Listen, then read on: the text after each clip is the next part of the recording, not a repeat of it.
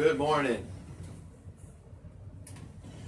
Good morning, everybody. This is another edition of the Passball Show, brought to you by Two Ways, One Passion Food Truck located in Scranton, Pennsylvania, by JohnPLA.com, as well as St. Aloysius Church and School in Jackson, New Jersey. Lots of stuff going on in the world of baseball, sports, and unifying America. Just a reminder, if you want to be part of the show, you could just send a comment, whether it's YouTube, Facebook Live, anything that's on your mind in the world of baseball, sports, and unifying America.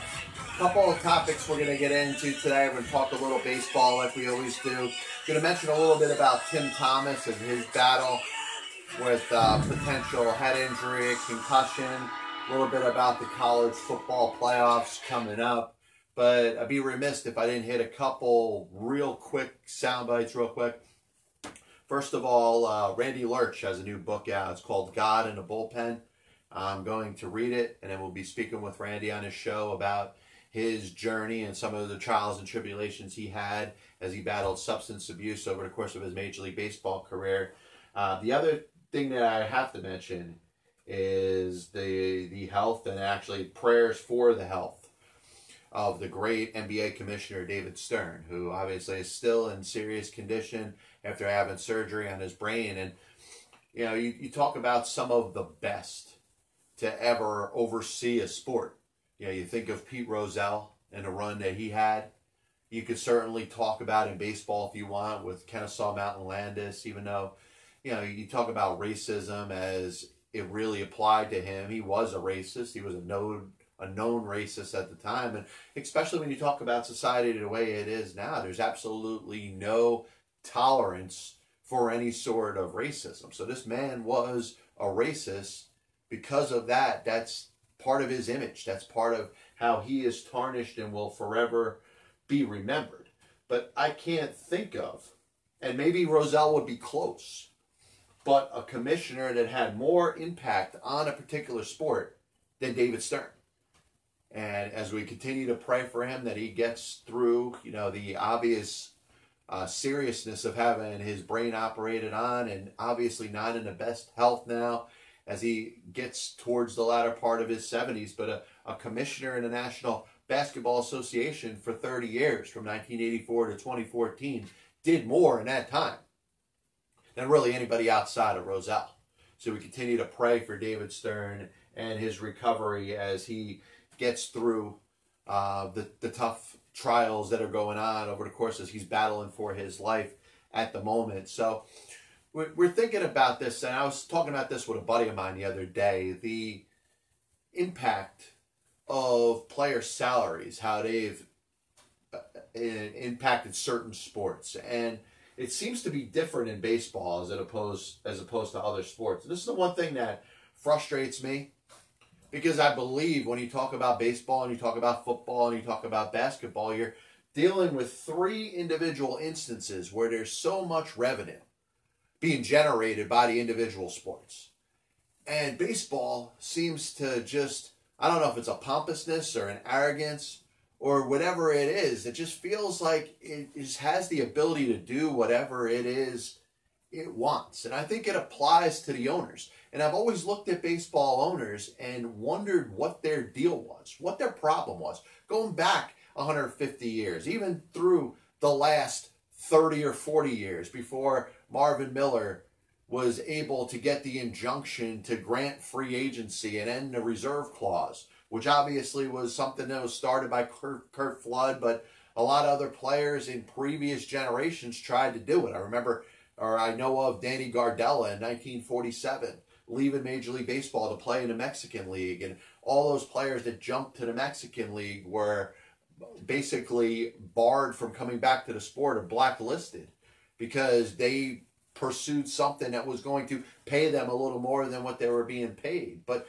Major League Baseball owners forever almost have the comparison to the devil in regards to their pompousness and arrogance, and really their thought that they're going to do whatever it is that they want within a sport. And that bothers me. That damn near pisses me off.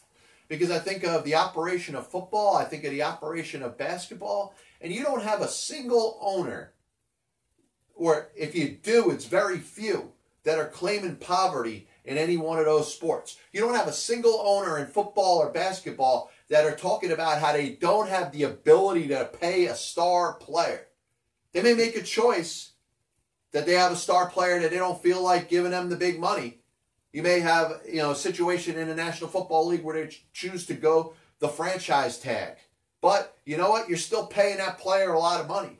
But in baseball, you could say because the team that the owner happens to own is in a small market, it has to operate so much different than any other team in any other sport. And the problem I have with that is you look at small markets as they apply to basketball and to football, and none of them are struggling when it comes to payroll. Some of them may be struggling in regards to revenue, but those sports understand the confines of what the players' salaries are within a sport.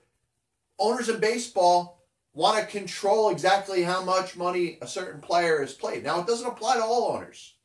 Hal Steinbrenner in the Yankees, John Henry in the Red Sox, the Cubs, all the big market teams, or the teams that you see year after year, the Lerner family with the Washington Nationals, they understand that you have to pay for your players. And if you're not necessarily paying for players that are coming from other organizations, whether it's a Garrett Cole with the Yankees or it's a Patrick Corbin with the Nationals, you're going to at least pay for your own players. But you have less than half the league, 12 teams or so, that feel like they are holier than thou in regards to their owners. And I think that's disgusting. Basketball doesn't operate this way. Football doesn't operate this way. There's no team in any of those other sports that, even though they make decisions on certain players they want, they're never going to claim poverty. They're never going to cry and say, oh, in Cleveland, it's impossible for us to give Francisco Lindor the money that he needs. The Miami Marlins, who are claiming poverty now, didn't have any issue giving Giancarlo Stanton $300-something million. So if they're going to claim that they're a small market now, they're the biggest example of a hypocrite. But this bothers me. Why is it that owners in Major League Baseball feel that they can basically grab the beat to the tune of their own drum? They do whatever it is that they want. They're on this mission to curtail player salaries. When you've watched football boom and basically take over for baseball as the national pastime of this country, and basketball's getting there. As we hit what we'll call the opening point of the Pass Ball Show, anything that's on your mind in the world of baseball, sports, and unifying America, please, you can give the show a call if you want, 732-364-3598, comment, Facebook, YouTube, whatever. At me at John_PLE, I don't really care. The baseball's owners, once again, you got the Pirates, you got the Marlins, you got the Rays, you got the Athletics, you got the Indians. Oh my God, we don't have the money to pay our players. Did you understand that was part of the agreement that you took when you became an owner of a Major League Baseball franchise? You're going to have to pay the players. But the problem is, because there's no salary cap in baseball, it also means that there's no salary floor. And because of that, you have either the haves or the have-nots. So I blame Major League Baseball, its owners, but also its Players Association for being in the situation that it is. Because it's basically allowing the owners to dictate how they want to operate their team. Yes, baseball is getting more top-heavy than it ever was. The dream exists that you could beat the Houston Astros and go through a series of terrible years and build up and get some good young players and then go for it. Maybe that's the model that other teams should be following. Other teams have followed suit and, by the way, haven't had a ton of success. Yankees haven't won a World Series championship yet. They went out there and got Garrett Cole, went back to their old ways. The Dodgers, they tried it. They haven't won a World Series. So it hasn't worked for teams that are saying, hey, let's take that Houston Astros model and just stink for a series of years, and we'll go out there and win ourselves a World Series championship when we develop our own good young players. Other teams got good young players, but they ain't winning World Series. You basically got the haves and have-nots, the owners that are willing to go out there and spend because they understand that payroll is part of the purchase of a Major League Baseball franchise. And then you got the other owners that really don't deserve a job as the owner.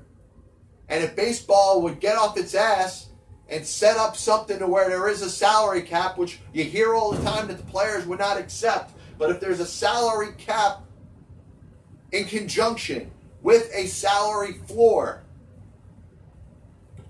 teams are going to be forced to keep their payrolls at a certain level. The same as we have in the National Hockey League. There's a salary floor. You can't be cheap as an owner in the National Hockey League. If you're going to own a National Hockey League team, you have to have the wherewithal to have a payroll above a certain amount of money. And if you don't have that, number one, you shouldn't buy the team. Number two, you won't last in the sport.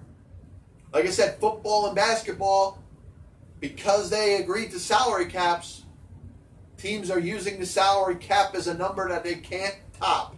And you've seen over time salaries for players in the National Basketball Association and the NFL grow to a point where every team is right up there with the salary cap. Some teams are a little bit down. Maybe they have a lot of money coming off, but it's talked about as a good thing.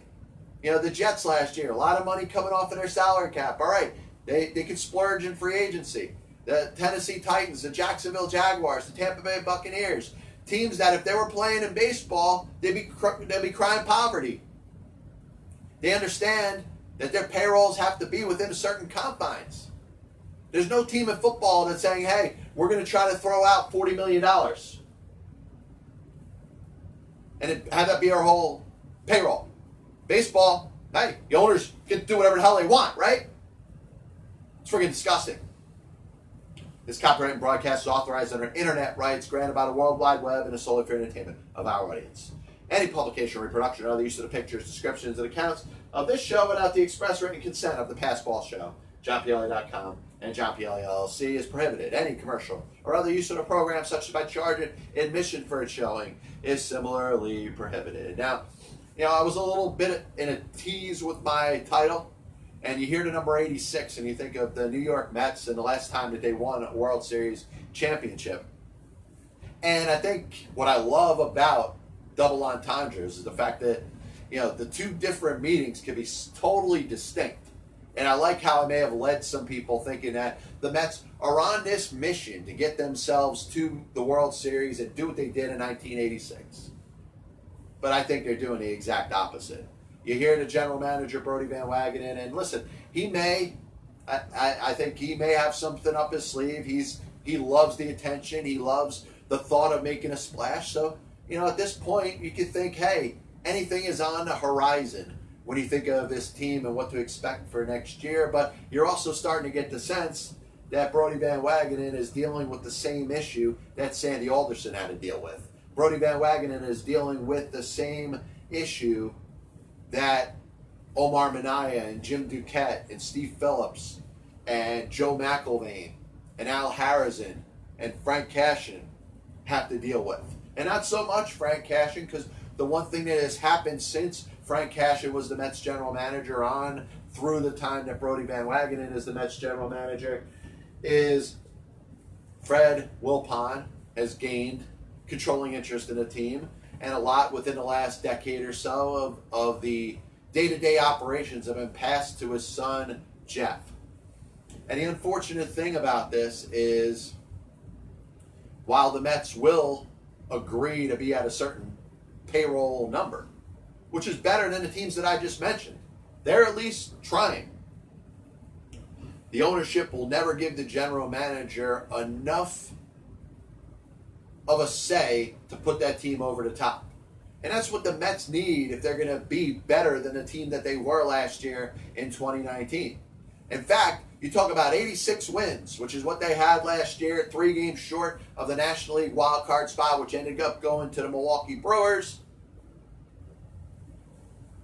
Wasn't good enough. It wasn't good enough for Mickey Callaway to keep his job. They fired their manager because they won 86 games. Now, Brodie Van Wagenen, who's probably the prime example of a used car salesman, or maybe even a new car salesman. Think about it. We're in the month of December. You see those Lexus commercials out there. This is the time of the year where you think of the bow putting around a car and delivering it to somebody as a gift. Even though the percentage of people that are giving, loved ones cars for Christmas, probably not very high, but you see those commercials all the time. But Brodie Van Wagenen is perfect for that industry, because he'll take, the Robinson Cano and talk about the classic car. Maybe turn him into a classic car. Let's say he is a beat-up Rolls Royce, but it's still a Rolls Royce. Think of a Rolls Royce and the history and the value of that car that it had years upon years ago. And somebody sees you driving down the road, or somebody drives by your house and sees that Rolls Royce in your driveway, even though the engine ain't working, even though it's completely not operable, that person's going to be like, wow, look at that. And that's basically what Brodie Van Wagenen is trying to sell the Mets fans about Robinson Cano right now. And he's also trying to sell you that, hey, if everything clicks, if the starters that you had last year, Jacob deGrom and Noah Syndergaard, and your lesser version of Zach Wheeler, which is going to be Rick Porcello and Michael Wacha, if they're all healthy and perform to their best, the Mets could go out there and win 86 games again this year. And for a team that basically the general manager said, and it's just the truth, this is what he said, come get us in 2019, the Mets are not in a position to do any better than they did last year. So the quest for the New York Mets, if you're a New York Mets fan, this is what you need to hear. The goal for the 2020 season right now is to win 86 games again. And guess what? They ain't going to be enough to get in the playoffs. They ain't going to be enough to get any better than third or fourth place in the National League East. You look at the Phillies, who continue to go out there and get the best upon the best. They signed Bryce Harper last offseason. They traded for JT Realmuto. This year, they hired Joe Girardi. They signed Didi Gregorius. They signed Zach Wheeler away from the Mets. They've done everything they could to get better. The Atlanta Braves won a division last year. They're trying to get better. They've revamped their bullpen. They'll probably get another third baseman to replace Josh Donaldson if he ends up leaving. Maybe they'll trade for Chris Bryant. You got the Washington Nationals, who oh yeah, by the way, won the freaking World Series last year. So you got those three teams in your own division, and you're going to try to say, hey, 86 wins, which we said wasn't good enough. It wasn't good enough for Mickey Callaway to keep his job in 2020 for this year. But now 86 wins is going to be good enough this coming year with Carlos Beltran and the same cast of characters that you have from last year. This is the famous Budweiser beer. We know of no brand produced by any other brewer that costs so much to brew and age. Our exclusive Beechwood aging produces a taste, a smoothness, and drinkability you'll find in no beer at any cost. So I was thinking about, the upcoming Bowl Championship Series in college football. And something that we saw last year, a chance for those teams that have their schedule to play that one extra game, and how it has changed the history of college football. And obviously the modern day or the younger college football fan only remembers, the playoffs. The top 4 teams in the country getting a chance to kind of play it out, and the dream that exists, hey, can you make it 6? Can you make it 8? I think that'll be too much, but listen, in the need more society, I think at some point we are going to get ourselves to that. There's going to be more teams playing in the BCS playoff. Probably 6 at one point, maybe 8. I hope it doesn't go any further than that. I would prefer it to be where it is right now, because if you look at the setup, whether it's LSU, whether it's Ohio State, Clemson, Oklahoma, there really isn't that much of a dispute over who's in. You can talk about some of the teams that are left out. Alabama had their opportunity, but they lost 2 games. Georgia had their opportunity, lost 2 games.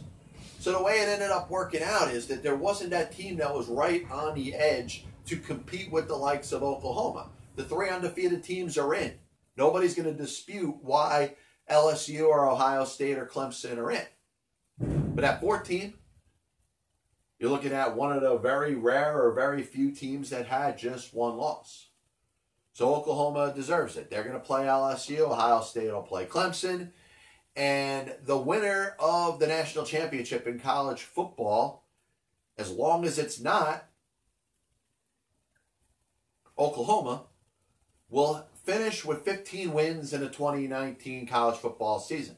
Something that, to this point, has only been done 5 times in the history of college football. Now, last year was one of them, when Clemson won the national championship with 15 wins.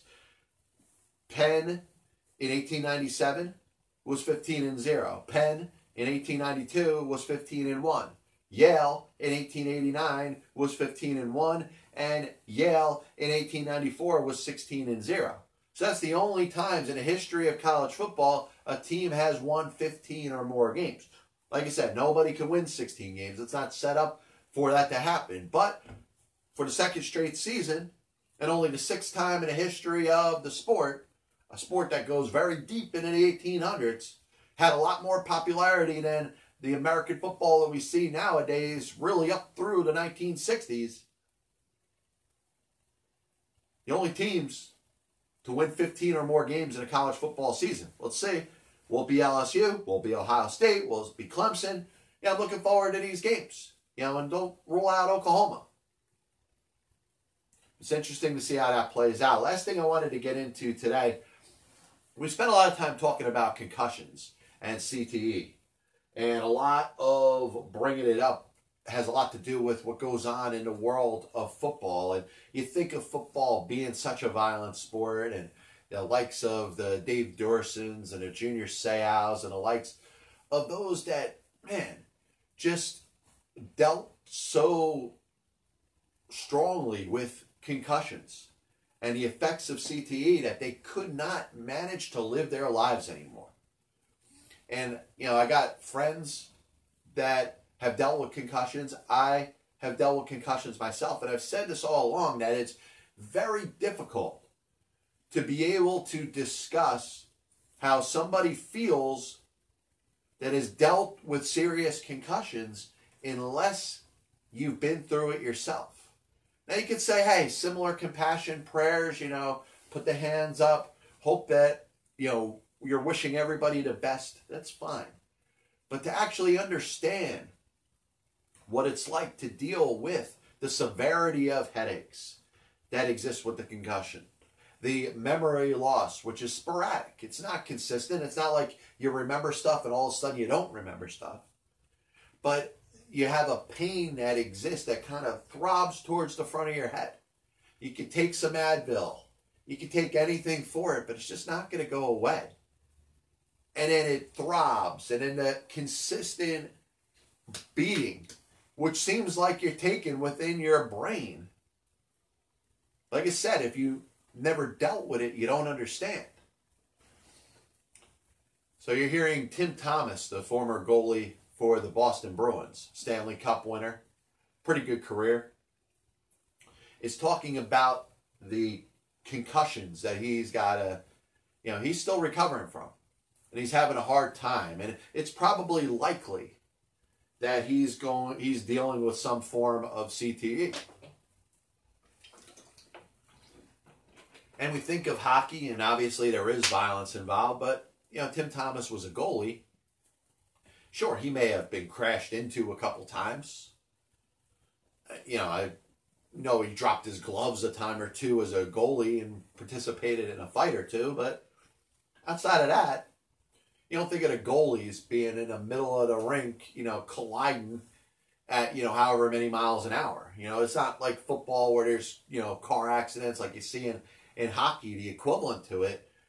So the guy is a goalie. But I think this should bring more awareness to the thought of how do we handle concussions going forward. And doctors are doing everything that they can. I believe that, these diagnoses of certain forms of CTE, they're that from a human standpoint, we're doing everything that we can. But I do believe that it's tougher. And those that have been hit harder than I've been hit. You think of Ryan Friel, former Major League Baseball player, is driven to suicide with a family. That he just, because of the pain in his head and the headaches and the CTE he was dealing with, could not handle it anymore. And Junior Seau and Dave Dorson. And you think of all these players that, from a financial standpoint, probably are okay, probably have everything to live for, but it's like a part of their body has just basically shut down and has betrayed them.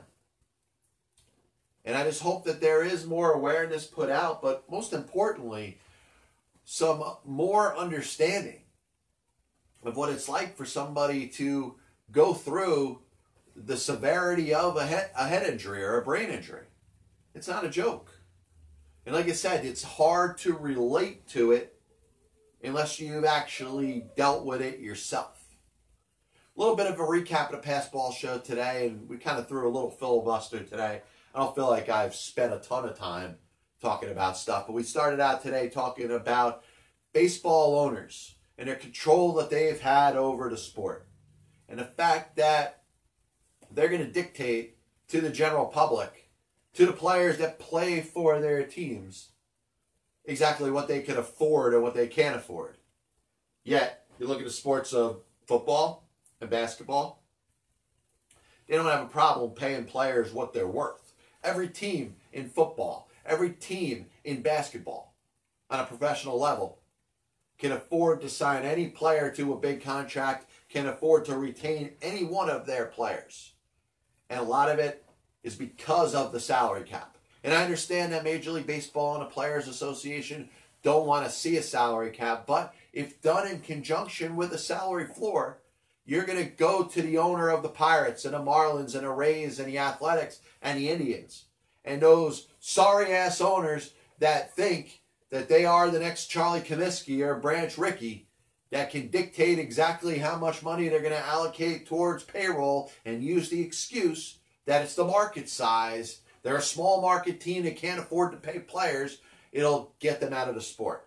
It'll replace them with businessmen and women and people that actually can afford a Major League Baseball payroll. Because a baseball payroll, just like a football payroll, just like a basketball payroll, just like a hockey payroll, is not optional.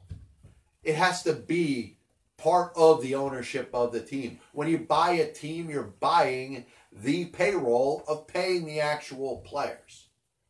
And with all the money that's shared from revenue sharing, from TV contracts, baseball being a multi-billion-dollar business that it is, there is no excuse for any owner in Major League Baseball to claim poverty. There's no excuse for any Major League Baseball owner to say that they can't afford to operate their team at anything more than a 30 or 40 or 50 or even a 60 or 70 million dollar payroll. It's absolutely unacceptable. I understand it's become cliche. I understand that fans and people that cover the sport have just accepted it as being what it is, but it is absolutely 100% not acceptable. No other sport does this. No other sport has owners that decide that, hey, they're just not going to allocate a lot of money in payroll, and they're going to use the excuse that they happen to be in a small market. Look at the small markets in football. Jacksonville, Tennessee, Tampa Bay, Carolina. They all have competitive payrolls. Look at the small markets in the National Basketball Association. What do they all have in common? They have a payroll at around a certain level. It's time that baseball straightens up their situation and decides what is a fair payroll. Is $200 million too much? If it is, drop it to 175. Bring back parity that exists in the other sports. Because baseball is all about the haves and have-nots. It's all about the teams that go for it and care and want to win a World Series, and the teams that could give the slightest shit about ever winning.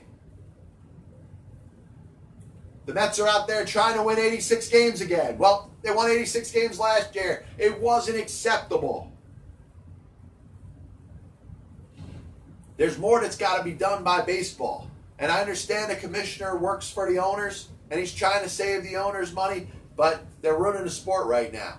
And the fact that there's so many teams that are sitting there crying poverty, claiming that they can't pay their own players, that means the owners need to get the hell out of the sport. Talked a little bit about 15-win teams in college football history. We'll have another one this year, or we might have another one. If Oklahoma wins, we won't have another one. But LSU, Ohio State, Clemson, all a chance to win 15 games, just like Clemson did in 2018, just like Yale did in 1889, Penn did in 1892 and 1897.